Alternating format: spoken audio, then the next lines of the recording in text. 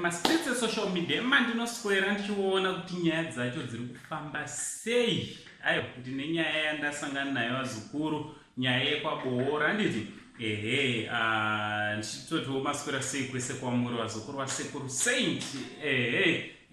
Also ndichikukurudzira kuti kana unga usati wasubscribe pachannel yakanzi Saint TV, also neSaint Trending TV. Ayo enda unosubscribe futi koko mzukuru nepanapo usubscribe kuitira pega patinouploada mavideos you will be notified. Handiti kuda kutenda ine support yese yamunopa pachannel penyu basa richienda mberi.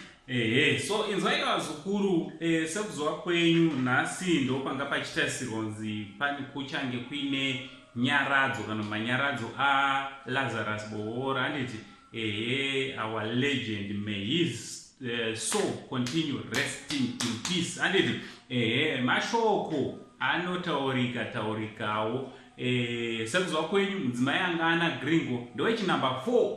Handiti anonzi Netsai Meki. Handiti wakaroora mugore ra 2000 vakasangana 2006 vakazowanana 2007. Handiti ndopa akazomuroora.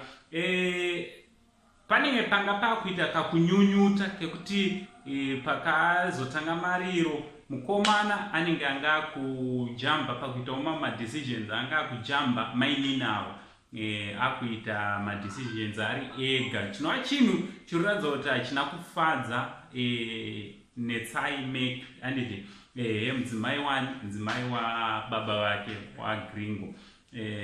Zvinowanikwa zukuru, munoziva kuti pane pafiwa panokutaudzana kunongosimuka kumwe kune usiritori necessary. Handiti especially mudzimhuri dzatinobva tinosangana nezvakawanda zvakasiyana. Imwe nyaya dzanga dzakunetsa inyaya yekuti madonations anenge aipinda kana mari dzechema dzaipindira kana kuti dzaisvikira mufoni yaGringo. Handiti MuEco cash. Handimoziva kuti kumba kwedu toshandisa eco cash zvakanyanya. So foni iyoyo ndio yanga yakuita pamuromo foni iyoyo.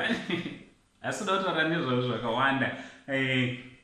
Zvatinotarisira kuti pamanyaradzo vakuru vemusha vachasvikawo kana kuti vasvika pavazogadzirisa nyaya dzachona dzirisi dzinechitora kunetsa kuti vanhu vange vari vanonzwanana nokuwirirana. Handiti zvinhu zvinowanikwa mumisha yedu izvi, kwedu nekwenyu zviriko azukuru. Handiti so ngataura nekumacomments, what do you think, especially nenyaya yepfuma dzenhaka dzinosiyiwa nevafi.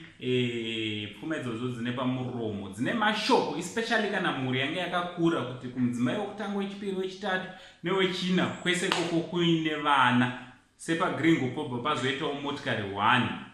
Zvinobva zvapa kunetsa. Handiti ngataura nemacomments kuti what do you think nenyaya dzachona. Nauncle Sandy, only Zimbabwean uncle, pari zvino tobva tati much love.